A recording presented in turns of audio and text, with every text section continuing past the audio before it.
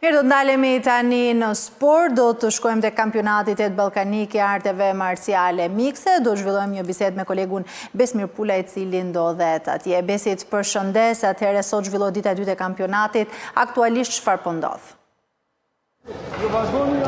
Përshëndetje, në fakt që për rreth orës 10 ka nisur kampionati 8 ballkanik i MMA-s, ose siç njihet ndryshe i arteve marciale mikse, ku deri tani që ne flasim janë kryer të paktën ose janë zhvilluar të paktën në dy kafaze rreth 40 ndeshje, ndërsa nga ana tjetër të paktën edhe sipas informacioneve paraprake që kemi marrë nga juria dhe gjyqtarët e këtij aktiviteti, në një pjesë të mirë të ndeshjeve janë shqiptarët ata që janë le të themi fitues, ndërsa ajo çfarë është edhe e veçantë është se ka pjesëmarrës nga shumë shtete, duke përfshirë këtu Shqipërinë me një pjesëmarrje të konsiderueshme, shtetin bullgar, Kosovën, Turqinë dhe po ashtu edhe pjesëmarrës nga Malizi. Shkurtimisht do të ndalesha në fakt tek dy prej sportistëve që kanë pranë meje, por edhe tek drejtuesi i këtij kompeticioni. Atëherë, ju prej sa kohësh e vijoni këtë lloj sporti, pse e keni zgjedhur? Unë kam diku te 2 vite që stërvitem për MMA, 1 vit e gjys, dhe kam zgjedhur se duke parë në video në internet, edhe më ka pëlqyer shumë si sport dhe më ka shtyrë që ta provoja. Si dolet në ndeshjen e sotme? Fitova, edhe jam shumë i lumtur. Ishte vështirë? Ishte pak e vështirë, por që ja dolja dhe jam shumë lumtur. Çfarë konkurrenti kishi? Kisha një kundërshtar bullgar, peshen 65,8 kg. Mendoni që do fitoni sot? Po, mendoja. Si keni vendosur që të keni këtë lloj sporti dhe dijoni këtë lloj sporti? Më pëlqen shumë si sport, se ka shumë kombinime, ka dhe grushta dhe shkelma dhe mumbje dhe më pëlqen goxha. Do kalojmë edhe tek një tjetër sportist, si dolet në ndeshjen e sot? Fituam ndeshjen me bullgarin. Ishte e lehtë, por me praktik gjithçka e lehtë bëhet. Çfarë moshe keni? 15 vjeç, kategoria 65 kg. Sa kohë ke që luan MMA? Kam gati 9 muaj që stërvitem, edhe është disiplinë e gjitha, nuk kam ndaluar. Çfarë ju ka shtyrë që të nisni këtë lloj sporti dhe të merrni me këtë lloj aktiviteti? Ju mban larg veseve të këqija, krijoni shoqëri dhe mbi të gjitha është diçka e mirë për veten tuaj. Është i vështirë të ustrosh këtë lloj boksi, mundje, emisione? Jo, nuk është e vështirë, po me praktik mund ja dalësh.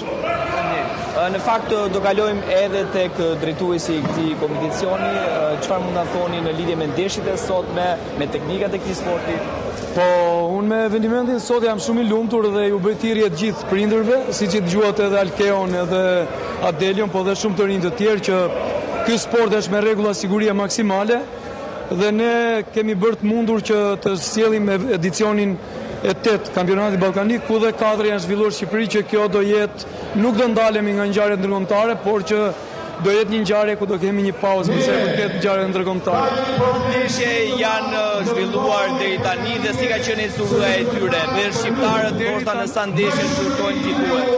Po deri tani janë organizuar mbi 40 ndeshje, ku kemi fitues nga Shqipëria si asnjëherë më parë, pothuajse 60% kanë fituar dhe të tjerët janë paraqitur mirë, kanë marrë përvojë. Në 8 kampionate, 4 janë zhvilluar në Shqipëri. Pse kjo zgjedhje? Pse ky besim kaq i madh për Shqipërinë? Po sepse Shqipëria është një vend lokacion i aksesueshëm, edhe ne kemi bërë një punë shumë të mirë në lidhje. Ka shumë për të bërë, por që kemi bërë një punë mirë deri tani. Cilat janë moshat që variojnë dhe marrin pjesë në këto ndeshje? Po këtu ne kemi grup mosha që të fëmijë, që kemi një rregull për kujdesi, me kujdes siç edhe ju i ndoqët, edhe kemi fëmijë, junior, senior, gjitha kategoritë.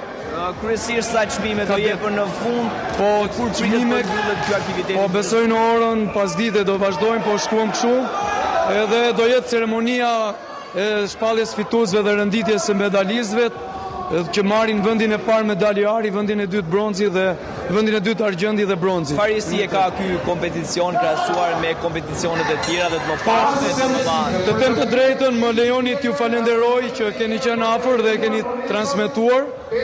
Kjo ka të veçantë sepse ka popularitet më të madh dhe ky sport po bëhet masiv. Çfarë teknika është përdorën? Ka mikse sa i përket boksit, mundjes? Në ana teknike do ta shpjegoj më gjatë, por unë po i bie shkurt. Ana teknike është kombinimi teknikave me duar, grushtimit, goditjeve me këmbë dhe kapjeve dhimbje prurse. Dhe proporcioni i goditjeve gjithashtu të ndihmon që mos kemi atlet të dëmtuar me rrezik, por kemi sportistë që ndeshin e delën pa kualiteti më të mirë. Çfarë masash merren qoftë sa i përket sigurisë, qoftë që Po, kjo kërkon që nga stafi mjekësor, që nga siguria, forcat e sigurisë, policia e shtetit, baza logjistike që jemi suportuar, mas caktuar nga pushteti vendor që është Bashkia e Tiranës. Po vullnetar kryesisht jemi mbështetur te stafi atyre që ndjejnë veten për të suportuar. Numri më i madh i lojtarëve janë nga Shqipëria apo numri më i madh në fakt është nga Bullgaria, Shqipëria vjen e dyta se kanë shumë aktivitete dhe shumë sportistë. Se ka shumë lojtar Bullgaria, është le të themi Bullgaria ka buxhetin sa nuk e ka Federata e Futbollit, Federata Bullgare e këtij sporti. Dhe ne jemi në tentativa për ta zhvilluar dhe me mbështetje jemi modeste, po sa i përket buxhetit, si sigurohet? Buxheti është shumë i pamjaftueshëm, po edhe po të kesh buxhet duhet edhe grindë dhe dëshirë për ta çuar para. Kështu që unë dua të falenderoj edhe grupin e vullnetarëve, po nga ana tjetër për të arritur gjëra të mëdha duhet mbështetje e madhe, duhet suport, duhet mbështetje që se nuk është puna që ne mbarojmë këtu. Por këta sportistë kualifikohen për eventimente botërore europiane. Po që t'i çojmë atje, ne duhet kemi mbështetje që të arrijmë t'i çojmë. Nga ana tjetër, prej sa vitesh ka filluar që të zhvillohet ky sporti në vendin tonë?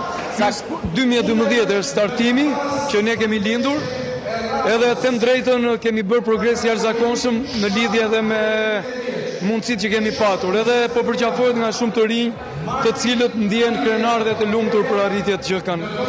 Po mbi të gjitha dhe edukohen, pra nuk është çështja të një ndeshje, siç e thotë edhe presidenti që ne jemi më tepër tek pjesa që t'i edukojmë, t'i bëjmë njerëz më të mirë, pasandaj të jenë dhe sportistë. Lëviza, falenderoj për këtë intervistë. Jo, unë ju falenderoj juve dhe shpresojmë dhe mesazhi im i fundit është sport, sa më shumë sport, vëmendje nga institucionet se nuk do t'ju zgënjejmë dhe për këtë jam 100% i sigurt.